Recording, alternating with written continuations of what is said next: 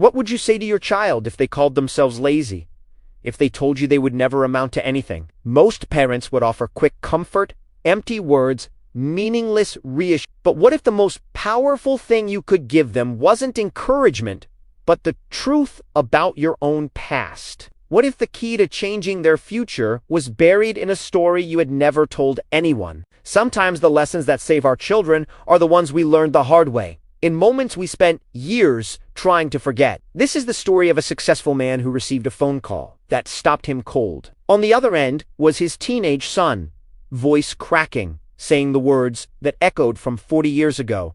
"Dad, I'm too lazy. I'll never be anything." In that moment, the man realized that his son was becoming exactly who he used to be. A boy everyone had given up on. A boy who believed he was worthless. A boy who had no idea that everything was about to change because of a dying old man and a summer that would reshape his entire life. Stay with me until the end, because this story is not just about laziness. It's about the labels we accept, the lies we believe about ourselves, and the unexpected moments that force us to become who we were always meant to be. Maybe you were called lazy once. Maybe you still call yourself that. Maybe you have a child, a friend, or someone you love who has given up on themselves. What you're about to hear might be exactly what they need, and exactly what you need to finally understand that laziness is not who you are, it's just who you haven't become yet. Michael Turner was 52 years old and had built everything from nothing. A successful construction company in Nashville. 300 employees, contracts across the entire Southeast. He had started with a rusted pickup truck and a borrowed toolbox. Now he sat in a corner office overlooking the city skyline. People called him disciplined, driven, unstoppable. Magazine articles featured his rags to riches story. Motivational speakers quoted his journey. But there was one story Michael never told anyone. The story of who he was before. The story of the lazy boy everyone had given up on. He had buried that boy so deep that sometimes he forgot he ever existed. On a Tuesday evening in March, Michael's phone buzzed. It was his son, Ethan, 15 years old. Michael expected the usual request for money or a ride somewhere. Instead, he heard something that made his chest tighten. Ethan's voice was shaky, barely above a whisper. "Dad, I need to tell you something. I'm a failure. I can't do anything right. I'm too lazy. I'm never going to be anything." Michael froze. For a moment, he wasn't in his office anymore. He was 12 years old again, sitting on a porch in rural Tennessee, hearing his own father say those exact words about him. "That boy is lazy. He'll never amount to anything." The memory hit him like a punch to the gut. Michael took a deep breath. "Where are you?" "Home," Ethan said. "Mom's not here. I failed another test. Coach cut me from the team. I can't even wake up on time. Everyone thinks I'm a joke." His voice cracked. Maybe they're right. Michael closed his eyes. He could give his son the usual speech. "You're not lazy.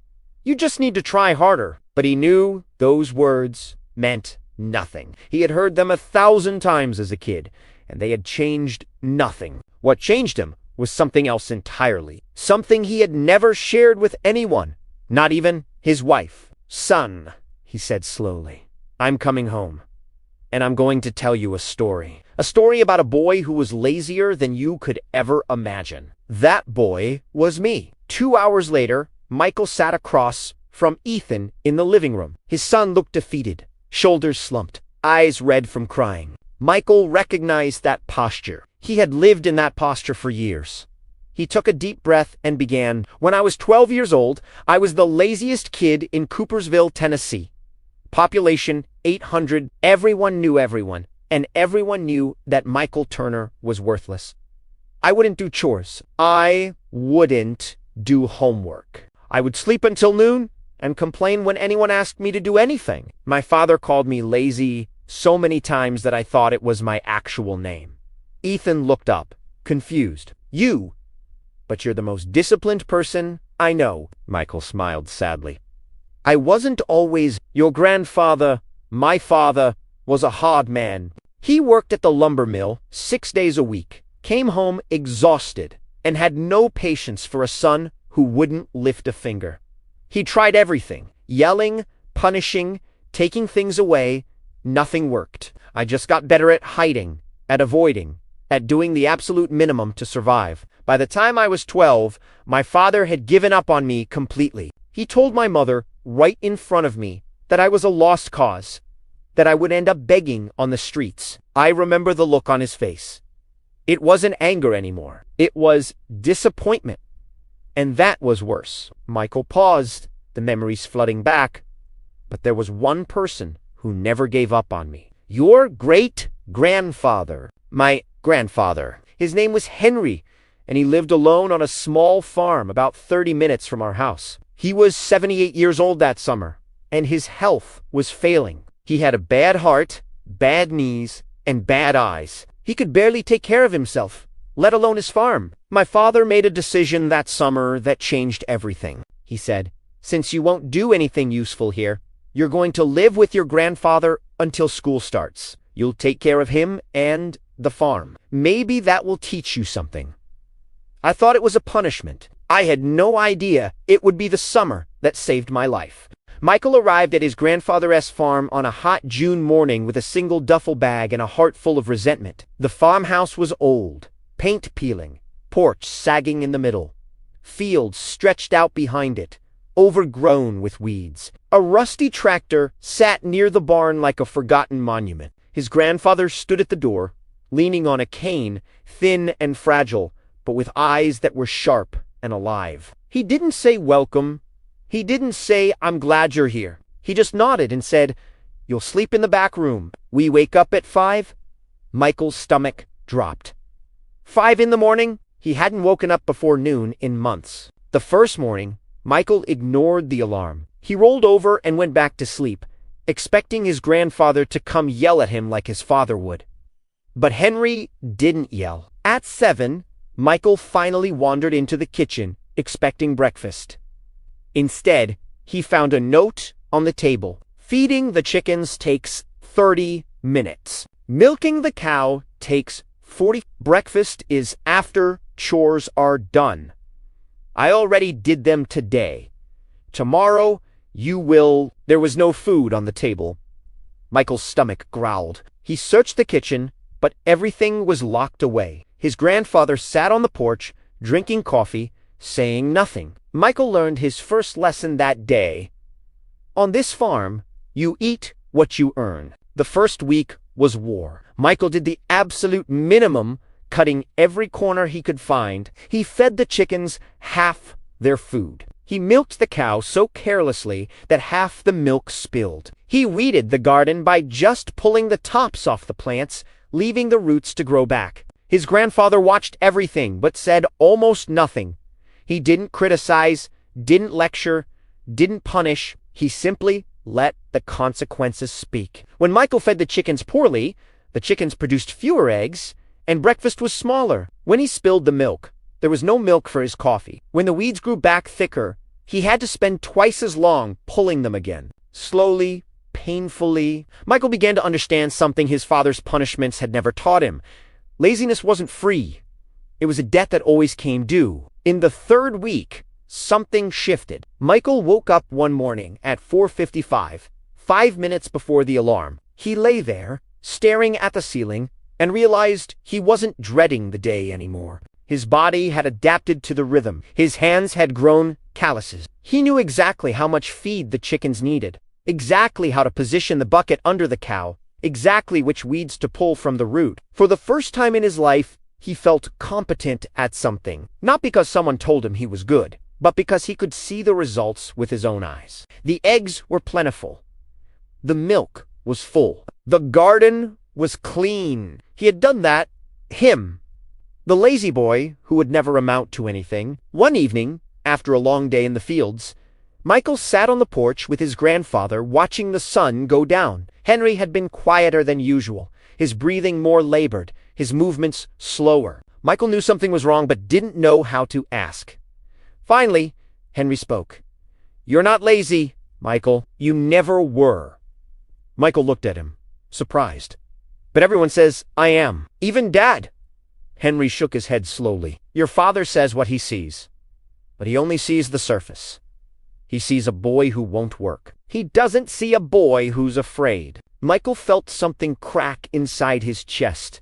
Afraid of what? Henry looked at him with those sharp old eyes. Afraid of trying and failing. If you never really try, you can always tell yourself you could have succeeded if you wanted to. Laziness is just fear, wearing a comfortable mask. Michael sat in silence, those words sinking deep into places he didn't know existed. His grandfather continued, his voice weaker now. I was lazy too, when I was young. Lazier than you. My father beat it out of me, but that only made me angry, not better. What changed me was responsibility, having something that needed me, that would suffer if I didn't show up. He gestured to the farm around them. This farm saved me, and this summer, it's going to save you. But only if you let it. Only if you stop running from who you could be. That night, Michael couldn't sleep. He lay awake, staring at the ceiling, feeling like someone had finally seen him for the first time in his life. Not the lazy boy, the scared one. And he wondered if maybe, just maybe, he could become someone else. 3 weeks before summer ended, Henry collapsed in the kitchen. Michael found him on the floor, conscious but unable to stand, his face pale and his breathing shallow. For the first time in his life, Michael didn't freeze. He didn't wait for someone else to handle it. He called the ambulance, held his grandfather's hand, and rode with him to the hospital. The doctors said it was his heart. They stabilized him, but the prognosis wasn't good. Henry would need weeks of rest, maybe months. The farm couldn't wait that long. Michael called his father that night and said something that shocked them both. I'm staying. I'll take care of the farm until Grandpa gets better.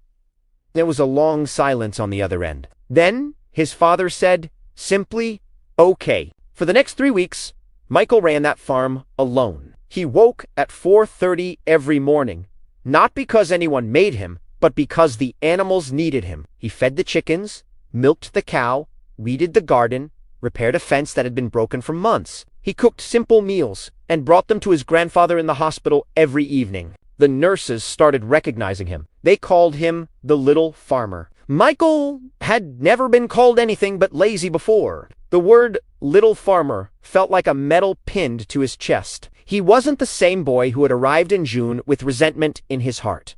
He was someone new, someone who showed up, someone who could be counted on. On the last week of August, Henry came home from the hospital. He was weaker, thinner, moving slower than before. But when he saw the farm, he stopped in the driveway and stared. The fields were clean. The fences were mended. The animals were healthy. The porch, which had been sagging for years, had been leveled and reinforced. Michael stood there, nervous, waiting for his grandfather to say something. Henry walked slowly to the porch, ran his hand along the new railing, and then turned to Michael with tears in his eyes. He didn't say thank you. He didn't say I'm proud of you. He said something better. He said, you're not a lazy boy anymore. You're a man. Those 6 words rewrote Michael's entire identity. Henry passed away the following spring. His heart finally gave out on a quiet Sunday morning. Michael's father called him with the news, and for the first time, Michael heard something different in his father's voice.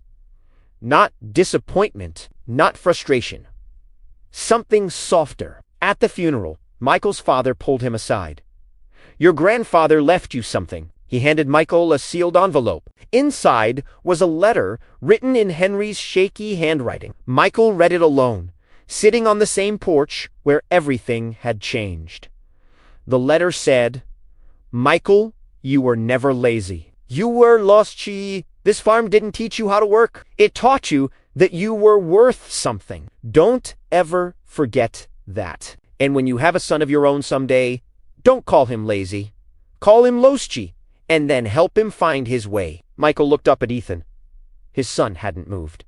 His eyes were wet. The living room was silent except for the sound of rain beginning to fall outside. Michael reached into his wallet and pulled out a folded, yellowed piece of paper. He handed it to Ethan.